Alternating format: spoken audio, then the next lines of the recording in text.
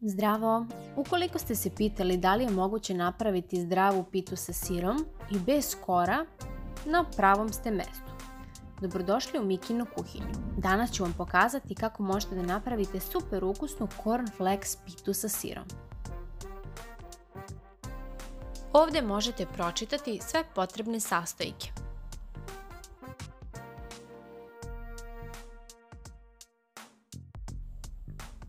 Dakle, prvo meljamo sir. Stavljamo potrebnu količinu u ovu činiju. Ja sam koristila za ovu priliku feta sir, možete koristiti bilo koji, mlečni ili biljni, vaš je izbor. Ja sam birala fetu, pošto sam stavljala fetu koja je poprilično slana, mogla sam i nisam morala da dodajem so. Tako da u zavisnosti od toga koliko vam je sir slan, prilagodite količinu. Ukoliko vam je sir minimalno, klasično slan, dodajte jednu ravnu kašičicu soli. Ukoliko stavljate fetu koja je poprilično slana, možete malo ili ne morate uopšte da stavljate so. Sada dodajem jaja, koja ću sa strane samo da umutim pre nego što ih pomešam sa sirom.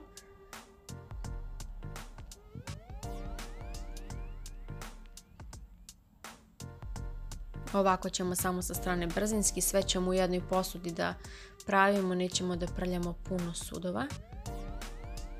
Dakle, ovo ćemo samo ovako grubo malo da promešamo i dodajemo sastojke dalje. Kao što možete vidjeti, na slici su svi sastojci koji i idu u pitu, znači nema mnogo sastojaka. Dodajemo sada jogurt, oko 250 ml.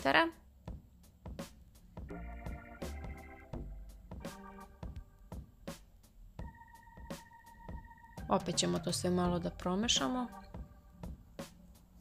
Pa dodajemo dalje. Evo, došli smo i do soli. Znači ja sam stavila, eto vidjeli ste koliko, jedno pola kašičice. Pa kažem, u zavisnosti od toga koliko vam je sir slan, prilagodite tome. Ja sam dodala ovdje i malo ulja. I još nam je ostao cornflakes. Rerna se odavno greje, znači pita se stavlja u već zagrejanu rernu da se peče na 180 stepeni dok ne porumeni. Moja je preporuka da stavljate tanji cornflakes, kao ja ove što sam stavljala. Prvi put kad sam pravila pitu stavljala sam neki deblji, nisam znala da postoji ikakva razlika što se pite same tiče. Znatna je razlika kad se pravi ova pita zato što ovaj tanji cornflakes se lepo zapeče, dok onaj puni deblji ne može da se zapeče tako lepo, odnosno ostane kao što je bio i pre pečenja. Kao da ne može da upije dovoljno tečnosti. Sada ćemo da podmažemo ovaj pleh u kome ćemo peći pitu. Malo ulja četkicom i to je to. Samo ćemo izručiti ovu smesu sada u pleh. Lepo rasporediti, zaglačati. Možete i ne morate da pospete sa malo cornflakesa odozgo i ubacujemo da se peče.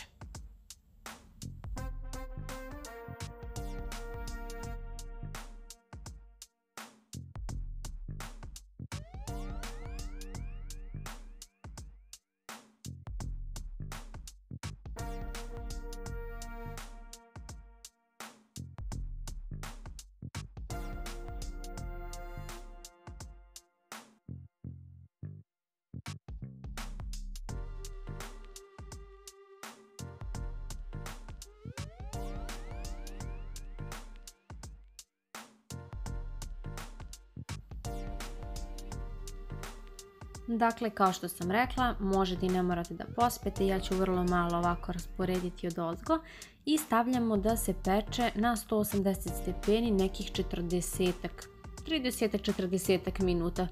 Kao što rekoh, kad porumeni prepoznaćete da je gotovo.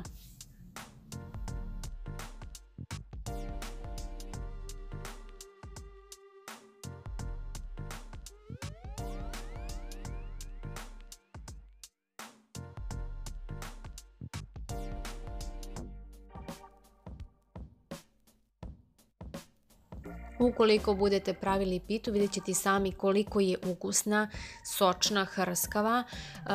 S mesa se lepo veže i ne raspada se.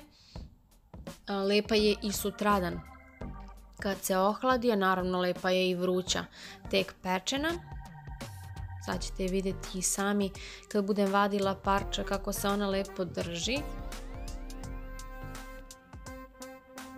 Ovo vam je jedna kao zdravija varijanta pite, zato što ne idu bele kore, nego vam ide ovaj cornflakes.